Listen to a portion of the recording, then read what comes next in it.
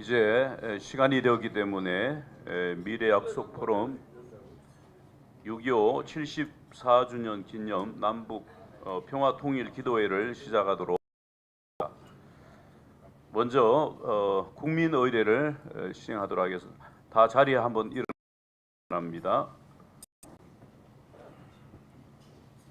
순국 선열을 위한 우리가 묵념을 하도록 하겠습니다. 묵념.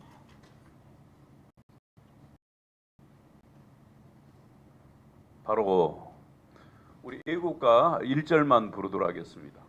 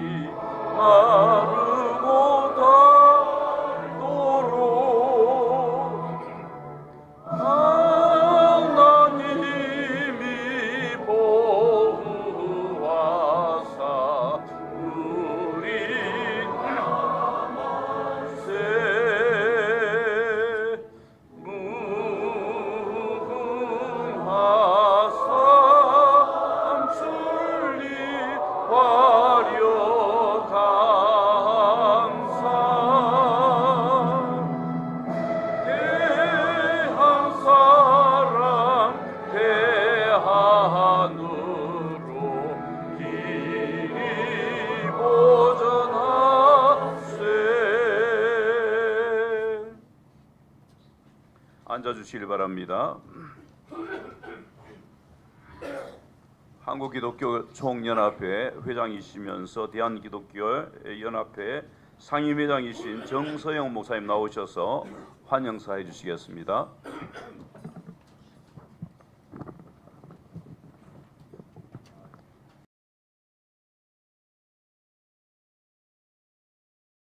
오늘 개최되는 6.25 전쟁 74주년 기념 남북 평화 통일 기도회 행사를 축하하며 참석해 주신 귀빈 여러분들을 진심으로 환영합니다.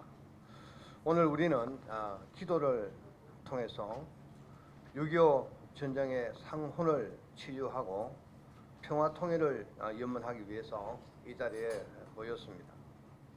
74년 전 공산 세력의 야욕으로 시작된 6.25 전쟁은 우리 민족에게 너무나 큰 상처와 시련을 안겨준 정말 무서운 사건이었습니다. 대한민국 역사에서 가장 비극적인 사건이었다고 생각합니다. 그런데 대한민국은 자유민주주의 체제를 지키고 우리 민족의 불굴의 의지를 더해서 수많은 어려움이 있었지만은 지금의 번영과 발전을 이룩해냈습니다. 기독교는 이런 대한민국의 발전 과정에 정말 혼신의 노력을 다했습니다.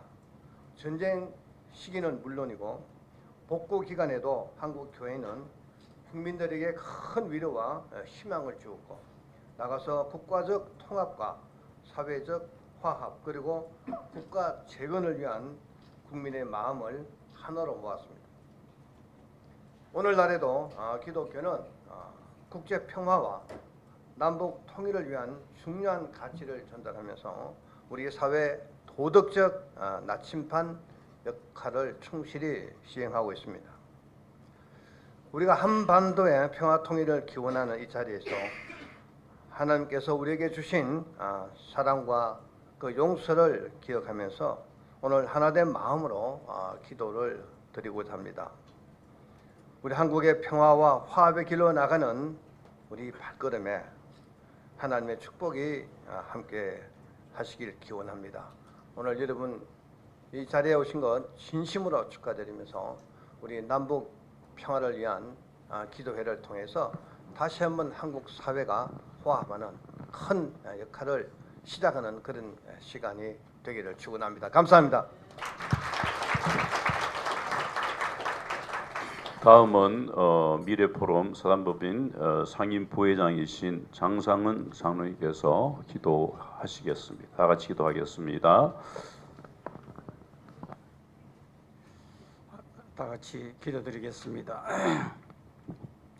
어제나 오늘이나 영원토록 변함없이 역사하시는 하나님, 오늘도 존귀와 영광받아 주옵시고 전능하신 하나님께서 74년 전 이 땅에 북한 이민군의 침략으로 이 땅이 초토화되고 많은 국민이 희생된 아픔 속에 하나님의 은총으로 대한민국이 세계 속에 빛을 비치는 위대한 국가를 만들어 주셨습니다.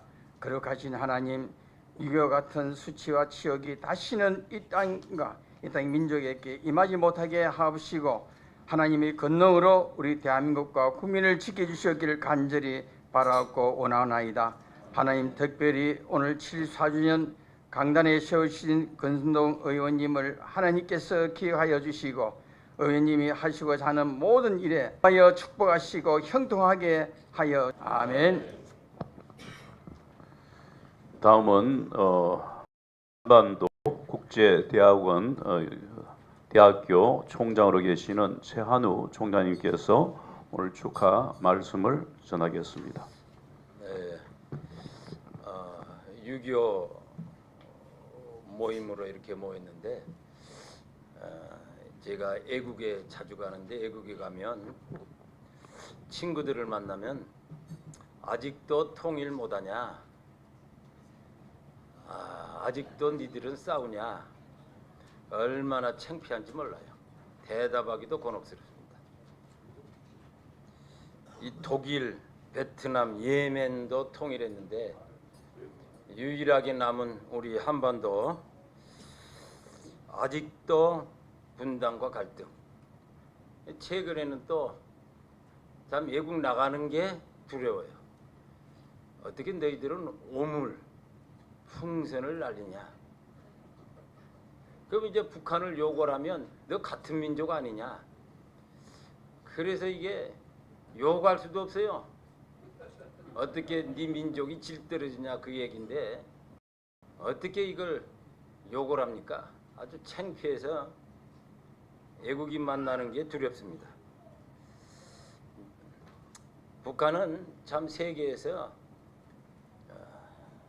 유례가 없는 세습 왕조 국가인데 제가 1989년에 헝가리에서 부다페스트에서 국제 학회 대회가 있었는데 거기서 제가 그때는 소련 붕괴되지도 않을 때인데 소련 학자들이 여러 명 왔어요.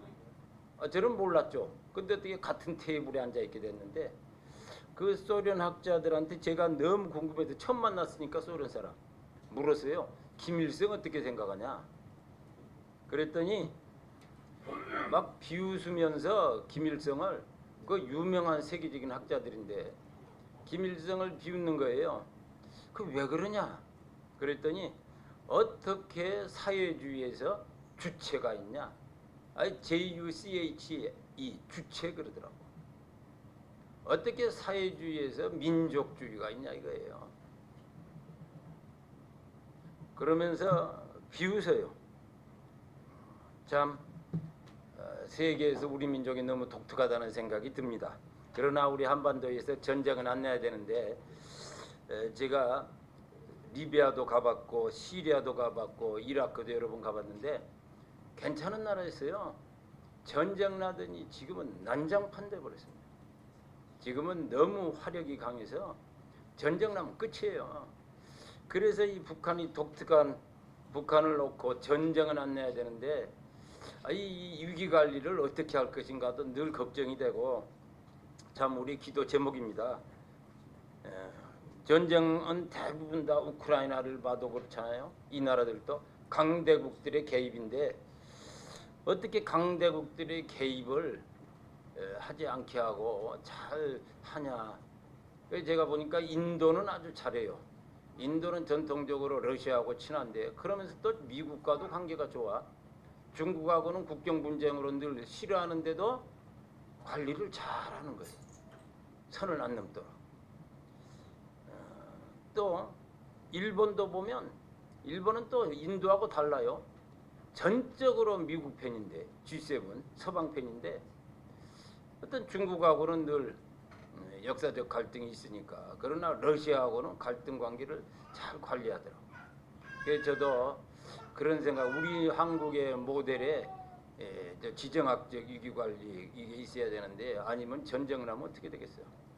그래서 요즘 러시아는 전통적인 가치를 추구하는 나라고 서구는 새로운 가치, 새로운 세계 질서를 만들려는 그런 참 국가들인데 우리는 또 서구는 아니고 그렇다고 또 비서구권에 속해 있는데 이 중간에서 오히려 좀 잘하면 관리를 더 좋지 않을까 이런 생각도 듭니다. 어쨌든 6.25 참 아픈 날을 기억하고 모였는데 우리 또 권 의원님이 강연을 해주신다니까 저희들이 잘 듣겠습니다. 여러분들 오셨는데 늘 기도하는 우리 크리스찬들이 됐으면 좋겠습니다. 마치겠습니다. 고맙습니다. 6.25 74주년째인데요.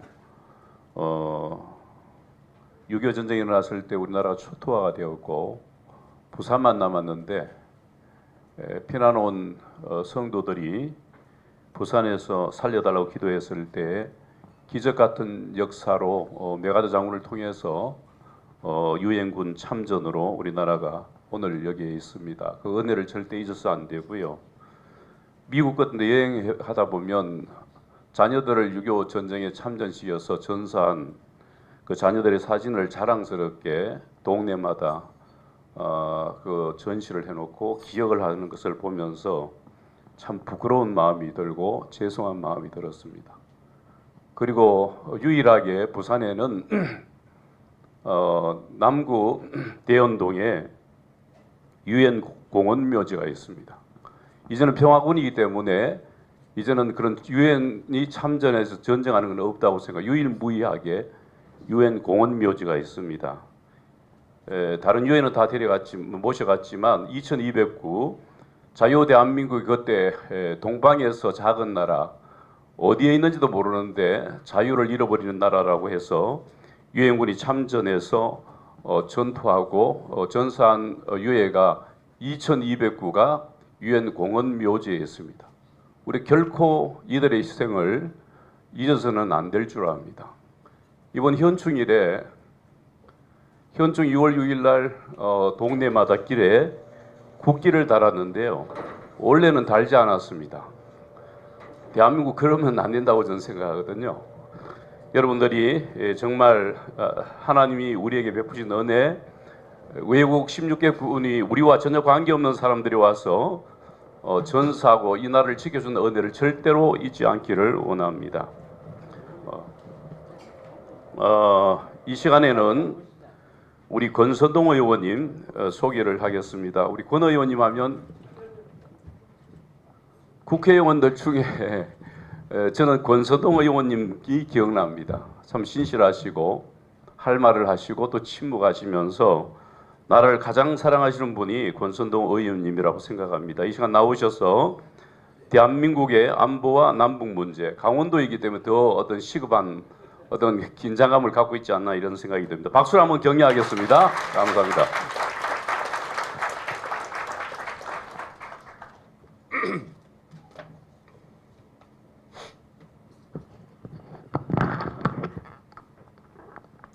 예, 반갑습니다. 강원도 강릉 출신 국민의힘 어떻게 하다 보니 5선이 됐습니다. 지난 권성동 의원입니다. 지난 총선 때 저를 지지하지 않고 민주당을 지지하는 우리 시민께서 우리 집사람 보고 이제 오래 하지 않았냐, 좀 지겹다, 이렇게 비판을 하기에 우리 집사람이 글쎄요, 저희들도 처음 할 때 이렇게 5선까지 할지는 몰랐다, 이렇게 답변을 할 정도로 오래 하기는 오래 한 것 같습니다. 내일 이제 6.25 전쟁 74주년입니다. 뜻깊은 자리에 초청해 주신 우리 기독 노인회, 대한기독 노인회 정세영 회장님을 비롯한 관계자 여러분들께 진심으로 감사를 드립니다. 조금 전에도 얘기했지만 남북 평화 통일 말은 참 쉽습니다. 평화 통일이라는 말이 쉬운데 우리가 지금 당장 고민해야 될 문제가 뭐냐? 전쟁을 어떻게 막고 평화를 누려야 될 것인가? 여기에 모든 국민들이 관심을 갖고 있잖아요. 한쪽에서는 대화와 타협을 통해서 전쟁을 막아야 된다. 평화를 유지해야 된다. 이렇게 주장을 하고 또 한쪽에서는 대화와 타협이 되냐? 힘을 통한 평화를 유지하는 것이 정답이다. 이렇게 나눠져 있습니다. 우리나라에서도 여당과 야당에 따라서 좌파와 우파에 따라서 한쪽은 대화와 타협, 한쪽은 힘에 의한 이렇게 나눠져 있는 것이 현실이고 대화와 타협을 주장하는 쪽에서는 그럼 전쟁을 원하느냐? 그러면서 전쟁 공포 상황을 이제 강조합니다. 이 세상에 전쟁을 원하는 지도자가 없고 전쟁을 원하는 국민은 없습니다. 뭐 과거 왕조 시대라든가 전제주의 국가 또 공산주의 국가에서는 전쟁을 통해서 세력을 확산하려는 그런 야욕을 가진 지도자가 있지만은 세수한 민주주의, 제대로 정착된 민주주의 사회의 지도자 중에는 없다 이렇게 생각을 하고 있습니다. 그럼 대화와 타협은 과거 민주당 정부에서 그렇게 했습니다. 김대중, 노무현, 문재인 정부의 대북 노선이고 힘에 의한 평화는 현재 윤석열 정부의 노선입니다. 그럼 어느 것이 더 옳으냐?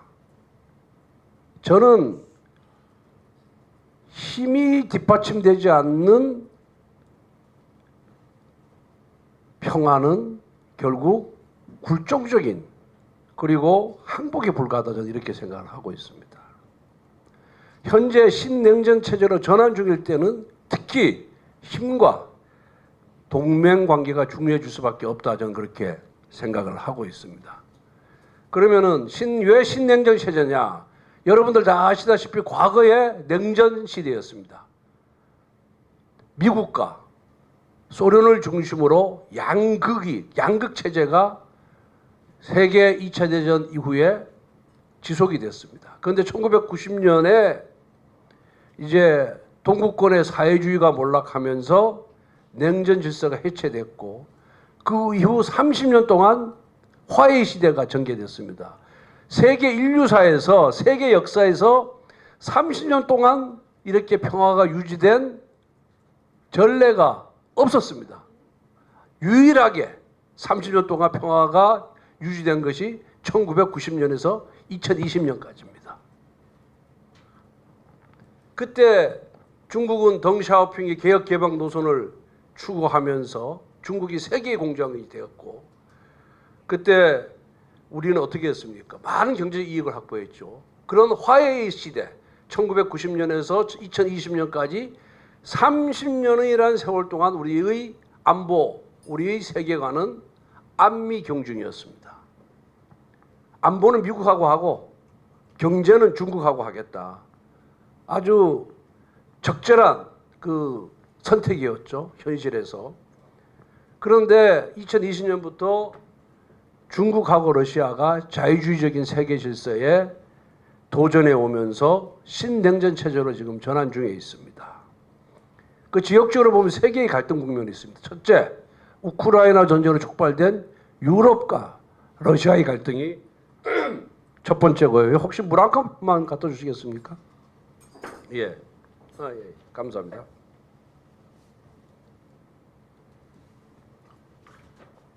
그리고 인도 태평양 지역에서 중국의 팽창이라는 미국 중국과의 갈등. 세 번째는 동아시아에서 한국, 미국, 일본과 북한, 러시아, 중국의 그런 갈등 관계. 이게 지역적으로 세 군데에서 나타나고 있습니다. 특히 동아시아에서는 남북 문제, 대만 문제, 남중국해 문제 등 각국의 이해관계가 첨예하게 대립되고 있습니다. 최근에 국제 뉴스를 보면은 이 남중국해 문제 때문에 필리핀하고 또 중국이 엄청난 갈등 관계를 지금 빚고 있는 그런 상황입니다. 그런데 이 동아시아는 이런 지역적인 갈등 외에 반도체를 비롯한 기술 패권 경쟁까지 여기에 중첩되어 있습니다. 그래서 한국과 일본, 대만이 포함되어 있는 이 동아시아가 외교적, 군사적, 기술적인 그런 냉전 시대의 최전선이다. 그만큼 세계의 화약고가 되고 있는 것이 동아시아다 이렇게 생각을 하고 있습니다. 그러면은 이런 상황에서 과거 30년간 우리나라가 견제해왔던 안미 경중, 안보는 미국하고 하고 경제는 중국하고 하는 이런 안미 경쟁의 외교 노선이 적절할 것인가? 과연 통할 것인가? 현실적으로 그것이 가능할 것인가? 여기에 대해서 우리가 다시 한번 깊이 생각해야 된다. 저는 불가능하다 이렇게 생각을 합니다. 이제는 안보와 경제가 뗄래야 뗄 수 없는 그런 시대가 되고 있습니다. 여기 앞에 그 지도 한번 보세요. 어디 있나? 저기 화면 반도체 여기 보세요. 반도체 기술 패권 경쟁이 얼마나 심하냐면은 이렇게 돼 있는 거예요, 지금. 한국, 미국, 일본, 중국, 대만이 이 반도체 생산을 이렇게 나눠 갖고 있는데 이 한국, 일본, 미국, 대만이 중국을 포위하고 있는 반도체 경쟁에서는 포위하고 있는 그런 지금 형국으로 가고 있습니다. 이거 경제 부문 아닙니까? 기술 부문 아닙니까? 이 경제와 기술 때문에 반도체 동맹 칩4가 지금 형성이 체결될 상태이고 이것이 과연 안보와 뗄 수가 있느냐. 이 반도체가 결국 군사무기를 결정하는 결정적인 이 소재입니다. 이것이. 그렇기 때문에 안보와 경제를 뗄 수가 없다. 과거 우리 냉전 시대에 미국하고 소련이 대립됐을 때 우리는 소련하고 아무 관계를 안 맺었어요. 오로지 미국 편에 서서 자유주의 편에 서서 함께 활동을 했습니다. 지금 신냉전 체제로 전환 중이기 때문에 지금 그렇게 갈 수밖에 없다. 그러면은 손자병법의 지피지기면 백전불태다 이렇게 되어 있습니다. 적을 알고 나를 알면은 100번 전쟁에도 질 수가 없다. 위태롭지 않다. 이렇게 되어 있는데 그러면은 우리도 애교 안보 면에서 이 손자병법을 생각해 봤을 때 뭘로 이렇게 우리가 적을 알고 나를 아냐. 저는 오늘 내일이 6.25 전쟁 74주년이니까 이 6.25 전쟁을 통해서 6.25 전쟁통을 통해서 즉 역사를 통해서 한번 살펴보면은 우리가 견지해야 될 나아가야 될 방향을 알 수 있다 이렇게 생각을 하고 있습니다. 지금도 북중러가 한편이고 한미일이 한편이잖아요. 그죠? 그럼 그 당시도 마찬가지였어요. 74년 전에도 북중러가 한편이었고 이 한편이 우리가 또 한편이었습니다. 한미일이. 그래서 상황이 아주 유사합니다. 그때 한국전쟁은 김일성이 기획을 하고 스탈린이 승인하고 마오쩌둥, 모택통이 지원한 불법적인 침략전쟁입니다. 그런데 이 불법적인 침략전쟁을 대한민국과 자유세계가 막아낸 전쟁이다. 저는 그렇게 6.25 전쟁을 규정을 하고 있습니다. 1993년도에 러시아 문서보건소에서 해제된 서류가 있었는데 그것이 바로 구소련의 기밀문서입니다. 거기에 보면은 얼마나 김일성, 스탈린, 마오쩌둥이 치밀하게 이 6.25 전쟁, 한국전쟁을 기획했는지가 나타납니다. 잘 들어보십시오. 49년 3월 달에 50년 6월 25일이 6.25 전쟁이죠. 49년 3월 달에 김일성하고 당시 부수상이었던 박헌영이가 소련 모스크바를 방문해서 스탈린에게 남침전쟁을 일으키겠다라고 승인해달라고 요청을 합니다. 그랬더니 스탈린이 미국의 참전을 우려해서 그래서 미국이 참전하면서 저 3차 세계대전을 이게 비하할 수가 있잖아요. 그래서 거절합니다. 그리고 49년 8월 달에 김일성이 스탈린에게 재차 전쟁 일으키겠다 이렇게 요구했지만 역시 그때도 스탈린이 미국 참전을 걱정하면서 거부했습니다. 그런데 1950년 1월 달에 5개월 전에 김일성이 다시 스탈린에게 남침을 허락해달라고 요구를 합니다. 그랬더니 승인을 해요. 왜 승인을 했을까요? 그 전해인 49년 10월 달에 이 중국 대륙에서 중화인민공화국, 우리 옛날에 중공이라 그랬죠. 현재의 중국이 탄생을 합니다. 공산주의 국가인 중국이 49년 10월 달에 탄생을 하고, 그리고 50년 1월 달에 미 국무부 장관인 애치슨 라인을 그어요. 미국의 방위선에서 일본까지만 미국의 방위선이다. 태평양에서 한반도를 제외해버립니다. 그랬더니 스탈린이 이거 남침을 해도 전쟁을 일으켜도 미국이 개입하지 않겠네, 참전하지 않겠네, 이렇게 판단을 내고 그 다음에 이렇게 해서 허락을 합니다. 그리고 50년 약속을 합니다. 그러니까 이렇게 약을 잘 아실 겁니다. 근데 아까도 우리 최한우 총장님께서 그 얘기를 하고 북한이 주차하지 않습니까? 이 6.25 전쟁을 일으킨 과정을 보면은 주차하고는 거리가 멀어요. 얼마나 러시아와 중국의 의존적이었다는 것을 알 수가 있습니다. 당시 전쟁을 일으키고 싶어가지고 김일성이 러시아 대사한테 스탈린 동지의 명령은 법이기 때문에 스탈린 동지의 명령이었으면 독단적으로 전쟁을 개시할 수 없다 라고까지 이게 아부를 할 정도로 러시아 의존적이었습니다. 그러면은 헌이죠. 그분이 자살하지 않았습니까? 수사받다가 자살했어요. 이걸로 수사를 받으니까 돈 다 갖다 바치고 이거 하는 겁니다. 북한은 모르겠어요. 문재인 대통령 때는 돈을 가져다 줬는지 안 줬는지 아직까지 확인된 건 없습니다만은 뭔가 대가를 주지 않았느냐. 북한의 지금까지의 태도를 봤을 때 이재명 경기지사도 경기지사 시절에 북한하고 대화하고 행사 한번 하자 그러니까 돈 달라 그래가지고 지금 쌍방울 김성태 회장이 300만 불인가 가져다 주지 않았습니까? 돈 없이는 쟤들이 대화를 안 합니다. 왜? 대화하는 목적이 평화를 위한 대화가 아니라 돈벌이 수단으로 대화를 하는 것이고, 그리고 마치 자신들이 대화를 선호하는 것처럼 위장하고, 그리고 남남 갈등을 일으키기 위해서 대화를 하는 것이기 때문에 저런 거예요. 그러니까 결국은 정상회담 세 차례 했는데 우리한테 남은 건 뭡니까? 북한의 핵과 미사일 능력을 고도화시킨 것 외에는 우리한테 온 것이 저는 없다고 생각합니다. 진정한 평화가 왔습니까? 안 왔어요. 남북 공동선언 6.3 공동선언이고 남북 공동선언하고 9.19 군사합의를 하고 했지만은 우리한테 진정한 평화가 왔느냐? 안 왔습니다.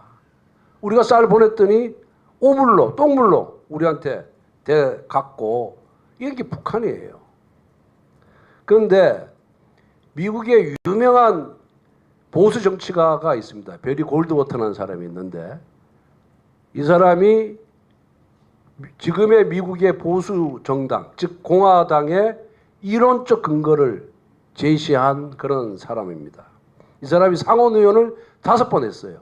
상원 의원 2번 하고 1964년에 공화당 대통령 후보가 됐는데 50개 중에서 44개 주에 패배를 합니다. 그래서 결국 대통령이 못된 사람이고 떨어지고 나서도 3번 상원 의원을 했던 시기인데 이 사람이 현역 정치인으로 활동하던 60년, 70년대에 미국하고 소련하고 대립이 굉장히 심했지 않습니까? 국지전도 벌어지고 세계 곳곳에서. 그럴 때 미국에서도 마찬가지였어요. 우리나라처럼 소련하고 전쟁할 게 아니라 타협하고 대화해서 평화를 얻어야 된다. 이렇게 주장하는 미국 정치인들이 있었습니다. 그런데 이 사람이 얘기한 발언의 요지는 뭐냐? 공산주의자들은 전쟁하고자 하는데 우리는 맨날 성실하게 평화를 수행했고 전쟁을 추구하는 동안 우리는 해결을 추구했다 이거예요. 그러니까 공산주의자들이 주도권을 쥐고 전쟁을 일으키면 우리는 어떻게 하든 이걸 해결하려고 방어적으로만 수세에 몰려서 했다 이거예요. 이것이 결국은 실패로 끝난 것이다. 원칙이 없었다. 원칙이 없었다. 저쪽은 전쟁하지 않는데 우리는 평화만 외치고 있었다. 그게 해결이 될 문제냐? 전쟁을 하자 그러면 우리는 더 강한 군사력을 동원해가지고 압박을 해야지. 말로만 평화를 외친다고 평화가 얻어지는 것이 아니다라는 것이 베리 골드워터의 그런 지적이었습니다.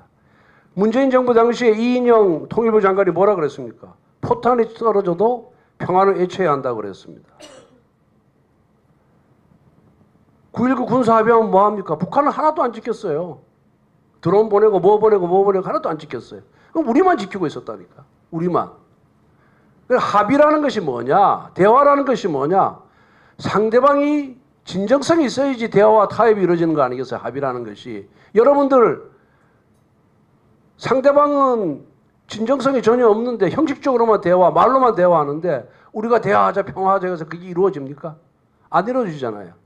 우리 이웃하고 무슨 싸움이 생겼는데 나는 대화를 통해서 풀려고 하는데 옆집에서는 만나기조차도 안 해요. 그리고 대화도 형식적인 대화만 하는데 그 대화의 내용이 뭐냐? 당신이 일방적으로 양보해라.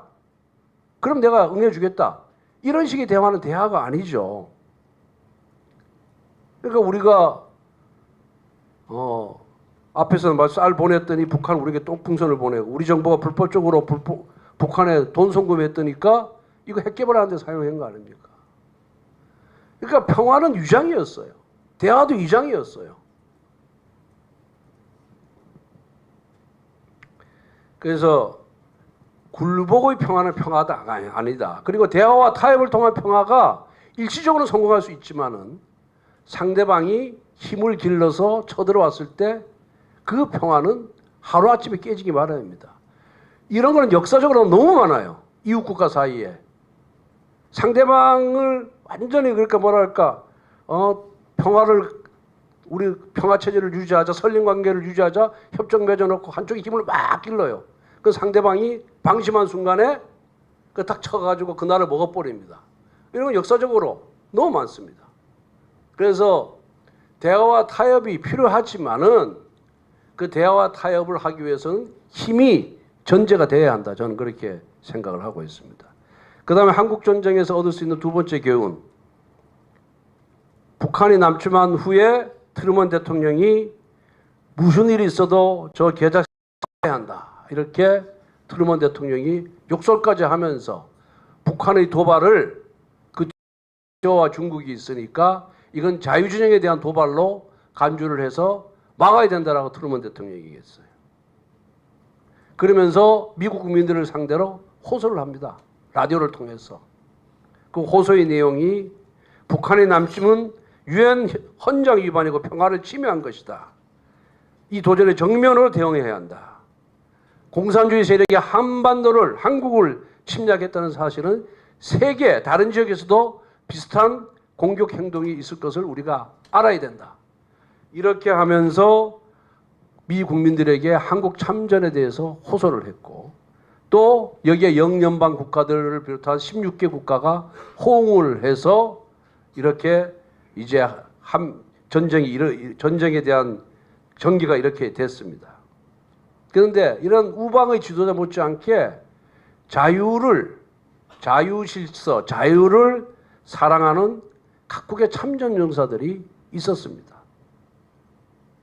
남은 나라 전쟁에 뭐하러 개입하겠어요? 자기 목숨이 잘못하면은 자기 생명이 끝날 수도 있고 개죽음이 될 수도 있는데 그럼에도 불구하고 진짜 고귀한 인류애를 발휘한 많은 전사들이 있었습니다. 그 중에 한 분 소개해 드릴 텐데 윌리엄 해밀턴 쇼라는 분인데 미국 선교사예요. 이분이 평양에서 선교사의 아들로 태어나가지고 고등학교 다녔고 그리고 미국으로 건너가서 대학을 다니다가 2차 세계대전 때 입대해서 그 유명한 프랑스 노르망디 상륙작전에도 참전을 했어요. 이 사람이 하버드 대학생이었습니다. 박사과정을 밟던 중에 6.25 전쟁이 발발을 합니다. 아버지도 선교사고 이 사람도 아버지의 뒤를 이어서 선교사를 하기 위해서 박사과정을 다니고 있었습니다. 이분이 한국전쟁에 참전을 합니다. 결국 50년 9월 달에 북한군 공격으로 전사를 합니다. 당시 28살이었어요. 이분이 한 말, 우리도 지금도 좀 새겨 들어야 된다. 너무 이기적이고 우리만 아는 이 세대가 배워야 될 뿐이 아닌가 이렇게 생각을 합니다. 사랑하는 부모님, 지금 한국 국민이 전쟁 속에서 고통받고 있는데 이를 먼저 돕지 않고 전쟁이 끝난 평화가 차지한 후에 선교사로 한국에 간다는 것은 제 양심상 도무지 허락되지 않습니다. 사람이 친구를 위해 목숨을 버리면 이보다 더 큰 사랑은 없다. 이건 어디 나와 있는 얘기인지 잘 아시죠? 예. 이 문구가 이 사람 묘비에 적혀져 있습니다. 사람이 친구를 위해 목숨을 버리면 이보다 더 큰 사랑은 없다. 이 합정동 선교사 묘지에 묻혀 있습니다. 이분이. 이런 자유주의 세계의 연대, 또 자유주의 세계의 젊은이들이 인류를 위한 헌신과 희생이 없었다면 한국 전쟁에서 대한민국의 승리로 귀결되지 않았을 것이다. 그렇게 보고 있습니다. 그럼 한국 전쟁에 주는 교훈이 뭐냐? 세 번째는 한미 동맹의 시작입니다. 이제 스탈린이 죽고 아이젠하워 미국 대통령이 당선되면서 휴전 협상이 급물살을 탑니다. 원래 스탈린은 휴전 반대했어요. 왜? 스탈린은 알았습니다. 중공이, 목태똥이 이 공산주의 세계에 자칫 잘못하면은 넘버원이 될지도 모른다는 그런 두려움을 갖고 있었던 거예요. 그래서 이 전쟁이 장기화되면 장기화될수록 중공이 개입했지 않습니까? 지원했지 않습니까? 많이 지원하면은 중국의 자원이 고갈될 것이다. 그러면은 중공이 중화인민공화국이 공산주의 세계에서 러시아를 이어서 영원히 넘버2에 머무를 것이다. 이걸 알기 때문에 반대를 했는데 스탈린이 죽어버려요. 스탈린이 어느 나라 사람인지 아십니까? 스탈린이 러시아로 알고 있죠. 예? 맞아요. 조지아예요. 조지아. 지금 물론 구소련이었지만 구소련 내 조지아 공화국이고 지금은 조지아인데 조지아가 그 동구권에서 중앙아시아 쪽에서 그리스교가 가장 먼저 전파된 나라가 조지아지 않습니까? 십자가 4개 있잖아요. 그죠? 그 나라 국기를 보면 조지아라는 나라가. 스탈린은 여기 출신이에요. 어떻게 철저한 기독교 국가에서 이런 스탈린 같은 그런 악마가 태어났는지 저도 참 이해할 수가 없는데, 예, 여하튼 거기 출신입니다. 그리고 아이젠하워는 명예로운 종전을 슬로건을 내걸고 대통령에 미 공화당 대통령에 공화당 출신으로 대통령이 이렇게 당선이 됐습니다. 그러면서 이제 휴전협정을 맺으려고 그러니까 이승만 대통령이 계속 반대했죠. 이승만 대통령이 포로 협상도 교환 협상도 진행 중에 있는데 그냥 풀어버려요. 방공포를 다 석방을 하면서 미국 말을 안 듣습니다. 그러니까 미국이 휴전협상 계속 지정하기 위해서 이승만 대통령 요청을 이제 들어주게 되었죠.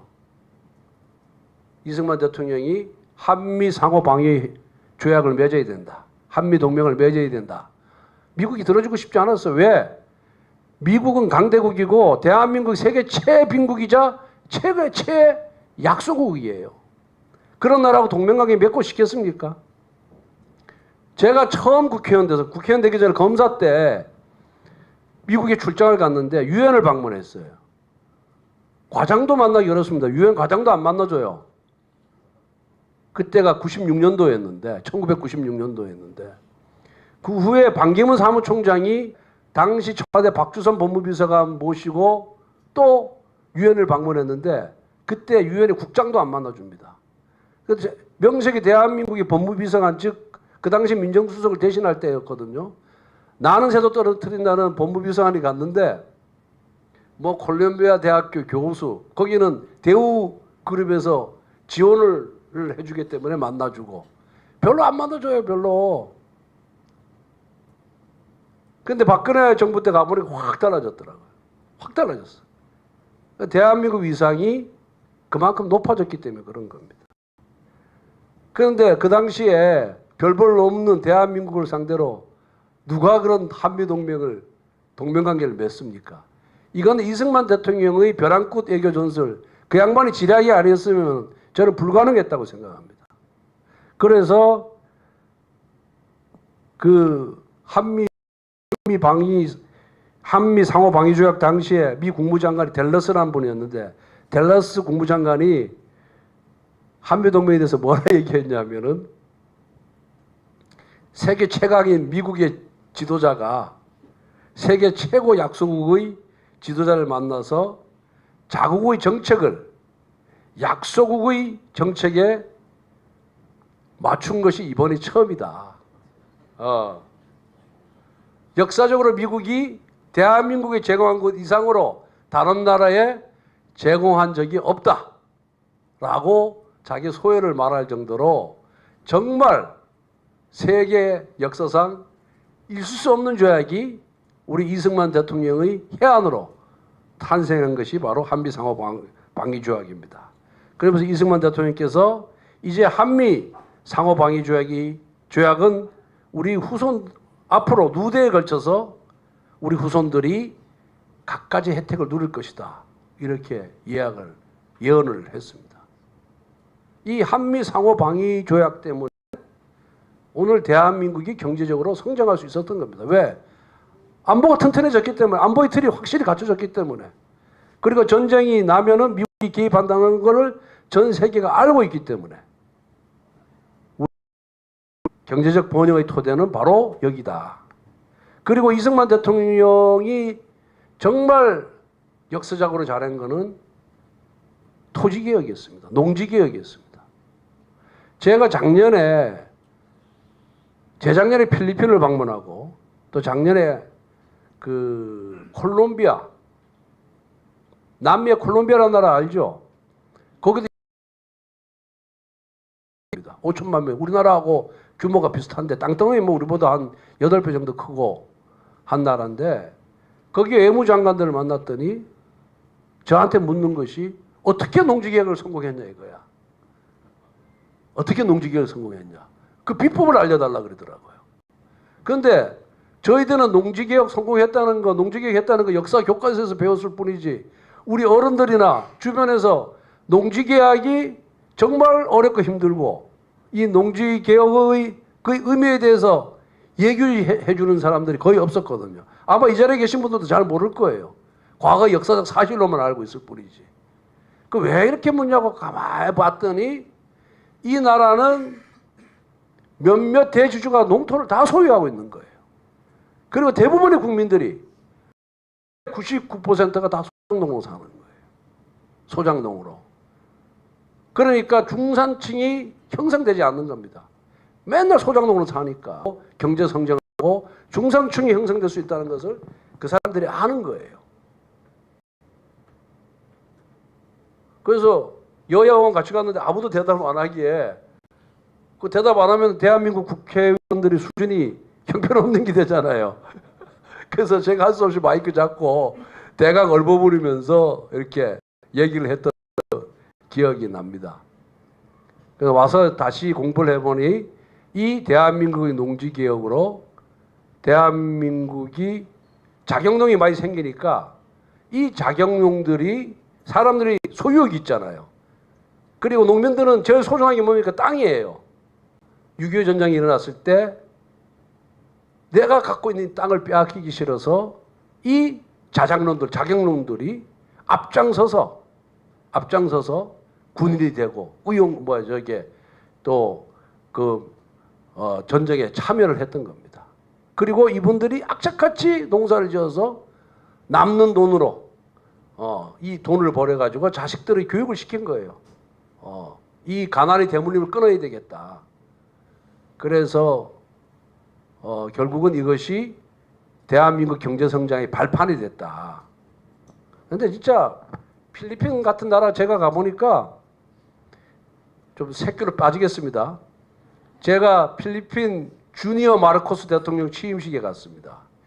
주니어 마르코스가 누구냐 하면은 여러분들 옛날 이멜다 여사 아시죠? 1990년 이멜다 여사 집에 뭐 핸드백하고 구두가 뭐 여자분들 여자분들도 관심이 많으니까. 그 이멜다 여사, 그 마르코스 대통령, 옛날 그 독재로 유명했던 하와이로 쫓겨갔던 그 시니어 마르코스의 아들이 지금 주니어 마르코스, 봉봉 마르코스라 그러는데 이 사람이 대통령이 됐어요. 우리나라 같으면 상상을 못할 일인데, 그런데 그 이멜다 여사가 결혼식장에 휠체어 타고 오셨더라고요. 뭐 거의 100세 가까이 된 것 같은 90몇 세인데, 그러니까 제가 대한민국 대통령의 대신해서 갔으니까 대한민국 위상이 얼마나 높으냐면은 거기에 딱 좌석에 전직 대통령 옆에 앉혀놓더라고. 저를 전직 대통령 옆에. 예. 물론 미국과 일본은 저 앞줄에 앉고 저는 뒷줄에 앉았지만은 미국, 일본 다음에 대한민국이에요. 예. 그리고 전직 대통령 옆에 있어요. 아로요 대통령, 뭐 또 무슨 대통령 이렇게 옆에 앉혀놓더라고. 그런데 이제 중요한 그게 아니라 하원 의장하고 거기 한 10명의 하원 의원, 제가 6명의 국회의원을 데리고 왔거든요. 그래서 한 2시간 동안 대화를 가졌는데 하원 의원들이 자기 소개를 하는 거야. 거기에 필리핀. 전부 할아버지 할머니 때부터 그 동네 지사, 시장 뭐 다 이래요.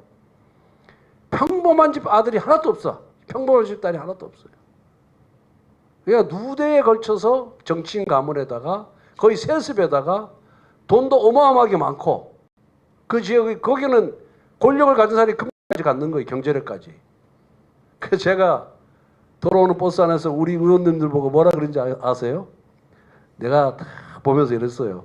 우리 의원들은 그렇게 무슨 정치인 아들이라든가 뭐 부자 아들이 별로 없어요. 뭐 저 같은 경우는 학교 선생 아들. 대부분 뭐 그래요 보면은. 뭐 농사 짓는 사람 아들 뭐 이래. 그래서 내가 오면서 그랬어요. 여기 딱 보니까 필리핀에 태어났으면은 우리 김의원은 면장 정도 했을 것 같고 나머지는 면서기밖에 못했을 거다고 그렇게 농담을 한 적이 있는데 이만큼 농지개혁이 중요한 겁니다. 그리고 이제 너무 빠져가지고 그래서 정말 대한민국에 태어난 것에 대해서 제가 자부심을 느끼고 우리 손조들에서 우리 앞세대, 저보다 앞세대, 우리 아버지 세대, 할아버지 세대에 대해서 진짜 감사한 마음을 갖게 된 또 그런 계기가 됐습니다. 그래서 대한민국을 사람에 비유하면은 난상 끝에 겨우 탄생했잖아요. 난상 끝에. 그래서 유엔에서 남한만에 총선거를 치르고 자유 대한민국을 만들어야 된다. 이렇게 하면서 뭐 신탁이니 반탁이니 한반도 전체를 해야 되느니 남한과 북한을 분리해서 선거를 치러야 되느니 뭐 난리치다가 겨우 탄생한 것이 1948년 대한민국 아닙니까? 탄생한 지 2년 만에 걸음마도 제대로 하기 전에 전쟁의 그런 고통 속에서 죽을 뻔하다가 겨우 살아가지고 또 60년대, 70년대 또 얼마나 가난했습니까? 그러다가 박정희 대통령 만나가지고 위대한 지도자를 만나가지고 산업화에 성공하면서 그 다음에 정보화 시대, 이제 과학기술의 시대로 와서 사실은 자수성가한 사람이 바로 대한민국이다. 저는 그렇게 생각을 하고 있습니다. 만약 우리가 이런 사람들 옆에 있으면 그 사람 박수 쳐주고 존경하고 이러지 않겠습니까? 그래서 이 안보는 근데 경제력, 군사력만 되는 게 아닙니다. 우리가 정신력을 갖고 있어야 돼요. 주적에 대한 명확한 인식, 역사에 대한 올바른 이해를 통해서 저는 이 안보가 된다 이렇게 생각하고 있습니다. 저는 제 개인적으로 애교안보 이런 원칙을 갖고 있는데 첫째, 공산주의 세력이 말하는 평화 이거는 믿어서 안 된다. 믿을 수가 없다. 그래서 이미 증명이 되었다 이렇게 생각하고요. 그리고 평화는 말로만 하는 게 아닙니다. 애친다고 되는 게 아니에요. 지켜야 하는 겁니다. 어떻게? 힘으로 지켜야 되는 거예요. 결국 평화는 힘의 결과이지 말의 결과가 아니다. 그래서 강력한 군사력, 동맹 이것만이 북한의 도발을 억제할 수 있다 이렇게 생각합니다. 세 번째, 유사시에 대한민국을 도울 수 있는 세력은 앞에서 우리 역사의 교훈에서 봤듯이 자유민주주의 세력밖에 없다. 국가밖에 없다. 이래서 자유민주국가의 연대를 평소에 돈독해야 된다. 저는 그렇게 생각합니다. 그리고 한미동맹은 한국전쟁을 통해서 얻어낸 최고의 전리품이다. 그래서 이 동에서 안보가 튼튼했기 때문에 산업화와 민주화가 가능해서 오늘날의 대한민국이 됐다. 이런 생각이 들어서 앞으로 대화와 타협도 좋지만 힘이 뒷받침되어야 되고 힘이 결국 평화의 그런 산물이다. 이렇게 저는 생각을 합니다. 그리고 요즘 이제 얼마 전에 이제 푸틴이 북한에 와서 김정은하고 회의를 하고 뭐 전략적 동반자 관계로 격상을 시켰잖아요. 북한과 러시아의 관계를. 그 우리나라가 굉장히 지금 예민합니다.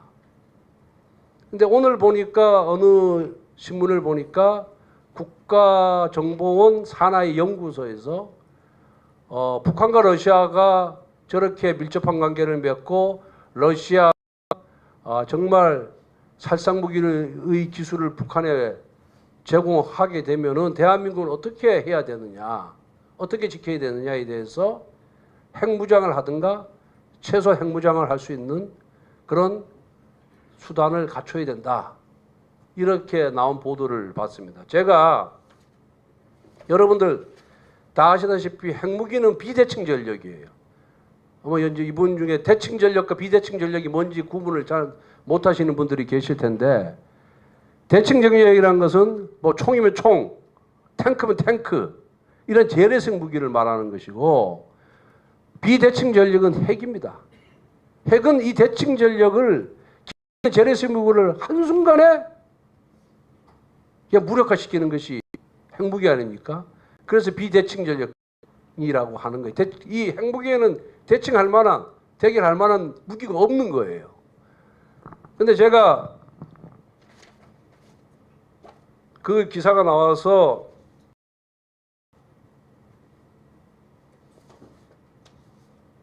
이게 국회 회의록입니다. 국회 회의록. 제가 96년도에 대정부 질문을 이제 박근혜 정부 때 이걸 주제로 해서 대정부 질문을 했어요. 왜 이걸 했냐면은 북한은 지금 핵 개발에 성공해서 사실상 핵 보유 국가입니다. 우리가 아니라고 부정해도 부정할 수가 없는 거예요. 뭐 보도에 따르면 50 내지 60기를 갖고 있다 그럽니다. 그리고 소형화, 경량화를 계속 추구하고 있는 거예요.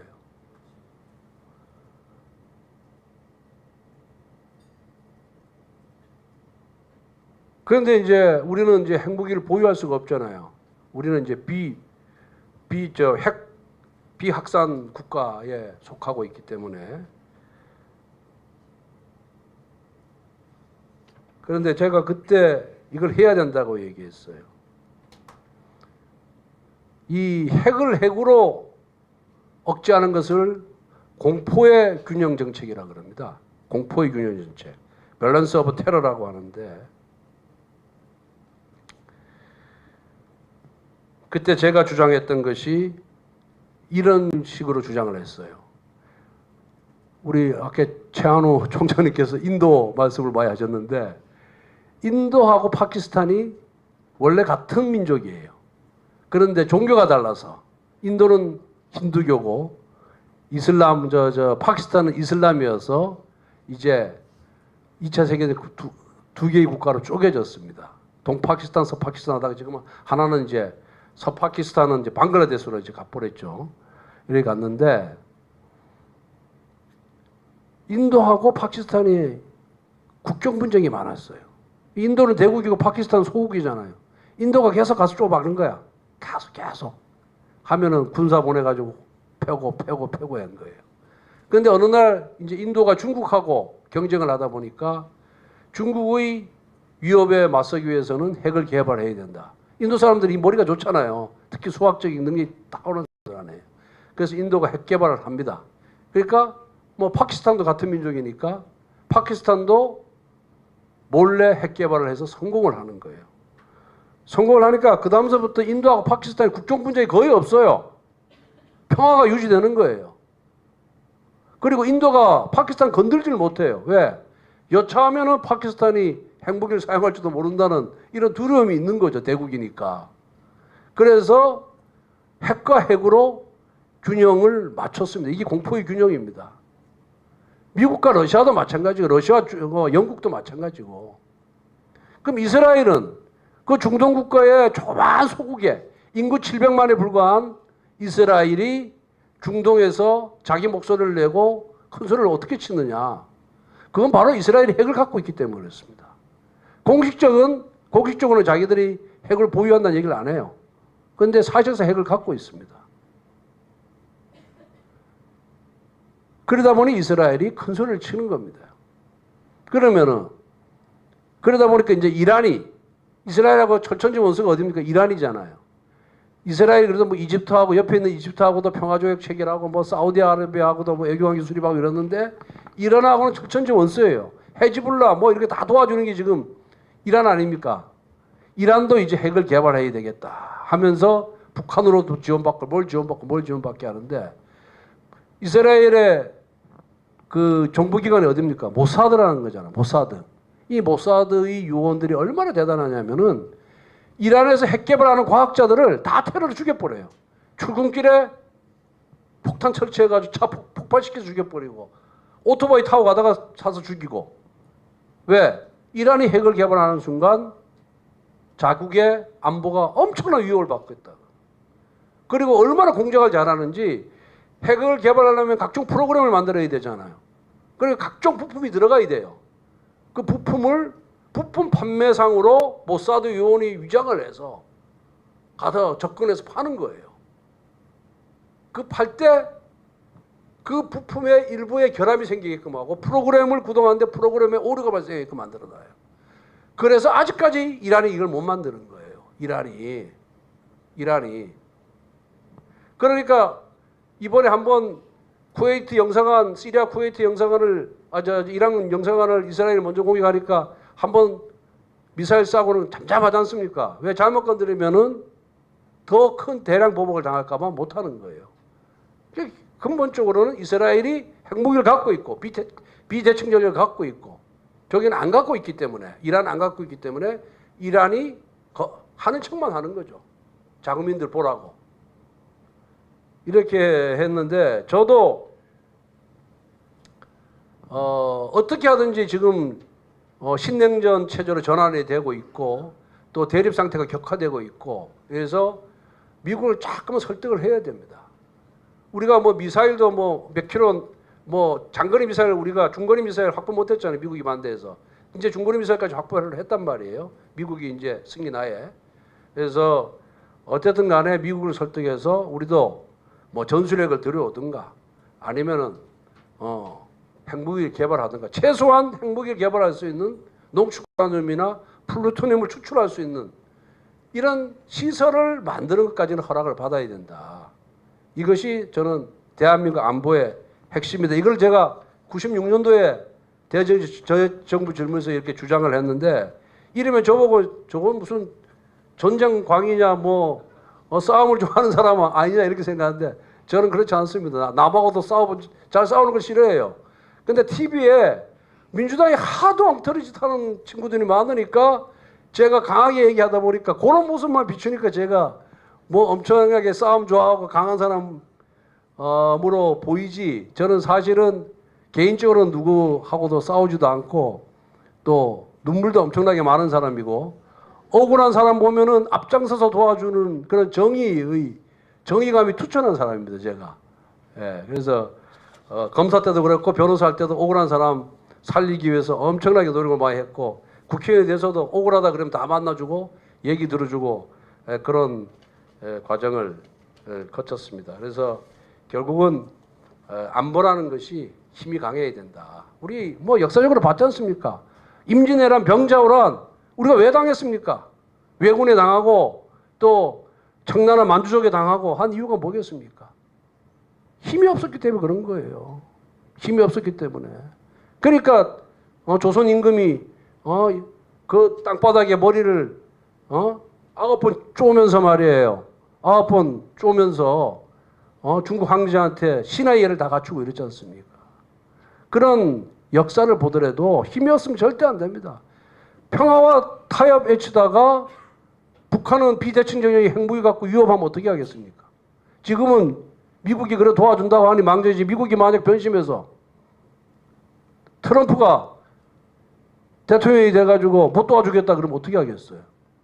우리는 북한의 요구를 들어줄 수밖에 없어요. 무릎 꿇으면 꿇을 수밖에 없습니다. 그게 현실이에요. 그렇기 때문에 우리도 끊임없이, 물론 국제관계를 존중해야 되지만 끊임없이 이런 과정을 거쳐서 힘을 확보를 해야 된다. 여기 결국은 우리가 더 큰 소리 치기 위해서는, 더 안보로부터 해방되기 위해서는 우리도 핵무기를 보유해야만 북한의 위협이나 뭐 불바다를 만들겠다, 뭐로 만들겠다, 위협에서 자유로워질 것이다. 이렇게 저는 생각을 합니다. 오늘 오랜 시간 동안 별로 도움도 안 되는 강의를 이렇게 경청해 주신 여러분들께 진심으로 감사를 드리고, 앞으로 여러분들이 기대에 어긋나지 않는 정치인이 되도록 더 노력하겠습니다. 감사합니다.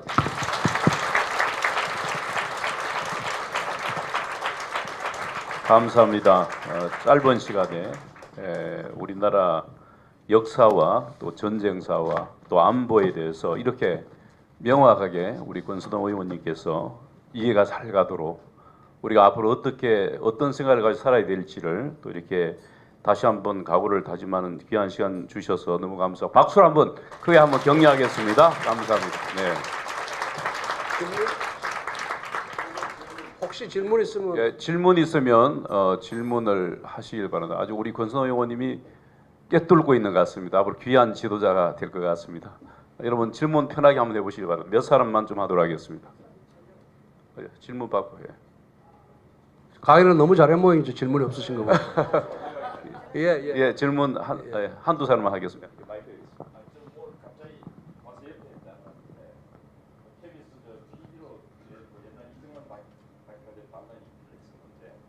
오늘 정치인도 아니고 재미있게나 해서 왔는데 굉장히 지금까지 들어본 재미가 있었습니다. 지금 굉장히 복잡한 안보 지형이 참 그런 부분인데, 저는 권 의원께서 윤석열 정부를 출범시켰는데 주역이신데 지금 너무 지지율이 낮고 있는데 지금 핵무기 개발을 하셔야 되는데 총리로 좀 들어가서 하시면 이런 생각 좀 해봤고, 그럼에도 불구하고 남북 간의 대화 체제를 구축해야 되지 않나 위험한데, 그 차원에서 한번 뭐 특사로 가신다든지 아니면 윤 대통령께서 정상회담을 개최하다 선제적으로 딱 선포를 하고 핵무기 개발하겠다 선포하면은 지지율이 확 높아질 것 같아요. 그런 측면에서 제가 PDG 아이디어 좀 드립니다. 그래서 그 부분에 어떻게 생각하세요? 우리 대통령께서는 그 대선 과정에서도 보면은 한반도 비핵화 원칙은 지켜져야 된다. 그리고 우리가 핵무장을 했을 경우에 국제사회로부터 받는 불이익이 너무 크다. 이렇게 그런 원칙을 이제 견지하고 계셔서 뭐 핵 개발을 해야 되겠다 이런 주장은 금방 나올 것 같지는 않고요. 아마 이제 이 국제 환경이, 안보 환경의 변화가 좀 더 대립과 갈등 국면이 강해지고, 그리고 북한의 그런 위협이 좀 가속화되면은 됐을 때 되고, 그 다음에 이건 미국하고 협상을 통해서 풀어야 될 문제지 우리가 주장한다고 금방 해결될 문제는 아니다. 예, 그렇게 생각을 갖고 있습니다. 예. 그리고 한 사람만 더 질문. 안녕하세요. 저는 아까는 KBS 출신이라고 하셨는데 저는 또 MBC 출신입니다. 오늘 권성동 의원님 강연하신다고 해서 정치인들을 이렇게 재밌게 뭐 이렇게 잘 안 하는 것 같더라고요. 근데 오늘 6.25와 이런 거에 대해서 남북관계, 안보 문제 이런 거에 대해서 너무 재밌게, 정말 너무 재밌게 감사합니다. 봤습니다. 그래서 그리고 우리가 알지 못했던 이런 문제들에 대해서도 굉장히 다양하게 연구를 하셔가지고 강의해 주셔서 너무 감사드립니다. 그런데 이제 여러 가지 다 얘기를 하시다가 제가 딱 꽂힌 게 뭐냐면, 마지막에 우리도 이제 핵무기를 보유해야만이 이 국제 안보라든가 이런 거에 대해서 대비할 수 있다 이런데, 이건 당연히 우리 국민들이 거의 바라던 바였거든요. 그렇다고 저는 생각하겠는데, 미국에서라든가 이렇게 그거에 대해서 허락을 안 한다든가 뭐 이런 문제로 계속 뭔가 끌었던 것 같은데, 이 문제에 대해서 확실하게 얘기를 해주시니까 이 미국이라든가 이런 데서도 허용을 할지 그런 문제에 대해서 좀 질문을 하고 싶습니다. 지금 이제 NPT라고 그 핵무기 핵 비확산 조약이 있는데 핵 확산 금지 조약이 있는데 다 우리나라 거의 가입돼 있고 미국도 가입돼 있고 미국이 주도하에 그걸 하고 있는데 거기에 탈퇴했을 경우에 각종 경제 제재 규정이 있습니다. 아시다시피 대한민국의 경제는 개방형 경제잖아요. 거의 수출입이 90% 이상을 차지할 정도로 개방형 경제이기 때문에 세계 각국 특히 선진국들이 제재를 하면은 대한민국이 경제적으로 살아날 방법이 없죠. 근데 다행히 미국에서도 아주 극소수의 목소리지만은 한국과 일본의 핵무작을 용인해야 될 거 아니냐, 허용해야 될 것이 아니냐. 꼭 미국이 다 핵 우산을 펼칠 필요가 있겠느냐. 이런 이제 지금 하고 있는 그런 실정이고 아주 초기 단계입니다. 그래서 앞에서도 말씀드린 것 같이 이런 환경 변화가 있고 또 대한민국 지도자가 미국 지도자를 계속해서 이제 설득을 하고 이렇게 될 경우에는 핵무기 제조까지는 아니지만 핵무기를 제조할 수 있는 그런 아까 말한 그런 플루토늄 추출이라든가 이런 준비 단계까지는 갈 수 있지 않을까. 그렇게 하기 위해서는 우선 우리 국민들이 목소리가 하나의 목소리가 나와야 된다. 이렇게 생각을 하고 있는데 지금 아시다시피 절반의 목소리는 반대거든요. 절반의 목소리는 민주당 지지자들은 다 반대한다 합니다. 그래서 그런 목소리가 한 7, 80 대한민국 국민의 목소리가 7, 80 정도로 이렇게 7, 80% 정도로 결집이 돼야 또 대한민국 대통령이 더 거기에 힘을 얻어서 미국과의 그런 교섭에 적극적으로 나서지 않을까 저는 그렇게 조심스럽게 예측을 해봅니다. 예. 감사합니다.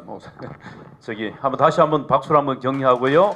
우리 먼저 사진 촬영을 한번 하도록 하겠습니다. 사진 촬영은 안전제로 오늘 우리 기자분들 중에 기독일보와 시사미래신문 오셨는데 앞에서 먼저 한번 찍고요. 시사미래신문은 뒤에서 볼 때 우리가 그쪽으로 볼 테니까 입체적으로 한번 찍어서 우리가 잘 만들도록 하겠습니다. 자, 자리에 아니 한꺼번에 하죠. 예, 한꺼번에 예. 자, 우리 기자님들 앞에 어느 신문이죠? 기독일보. 예, 기독일보에서 예. 자, 앞으로 한번 다 봐주시길 바랍니다.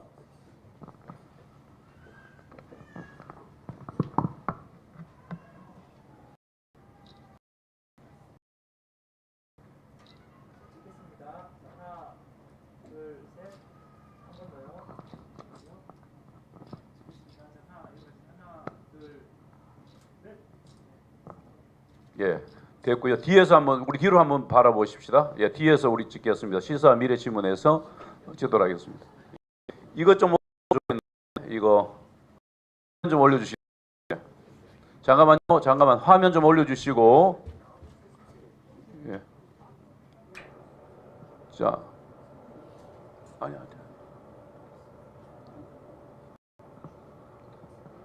잠깐만요. 이거 좀 우리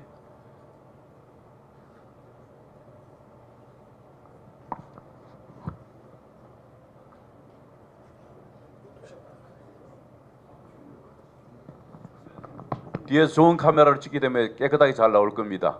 자, 촬영하시기 바랍니다.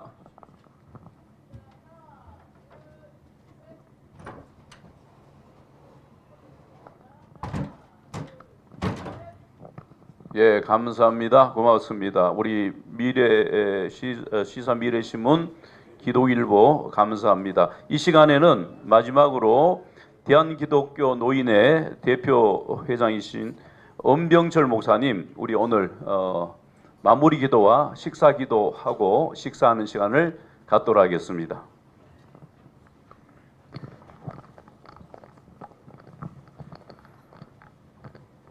기도하겠습니다. 하나님 아버지, 오늘 식탁은 아주 의미 있는 식탁입니다. 6.25 74주년 뒤돌아보면 이 나라 이 민족의 비참했던 우리나라 순간이 6.25 후에 보릿고개를 넘는 고통과 유엔군들이 먹다 버린 꿀꿀이죽을 먹던 시절, 미국에서 얻어다 먹은 강냉이죽을 먹던 시절을 지나오면서 이민족의 식탁이 얼마나 어려웠던지 모릅니다. 그러나 하나님, 오늘에 와서 이 나라 이민족이 하나님께서 축복해 주셔서 우리의 식탁이 풍성해졌음을 감사드립니다. 낙동강까지 밀리던 이 나라가